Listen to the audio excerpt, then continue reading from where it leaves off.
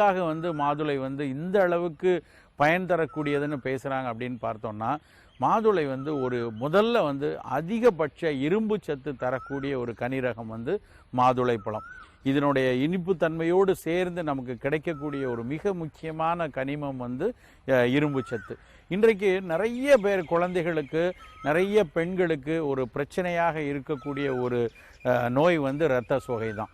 அதுவும் குறிப்பாக இந்தியா போன்ற நாடுல என்ன சொல்கிறாங்கன்னா, வளர்கிற குழந்தைகளில் கிட்டத்தட்ட 40% பெண் குழந்தைகள் வந்து இரத்த சோகைங்கிற அனீமியாங்கிற பிரச்சனையில் இருக்கிறாங்க.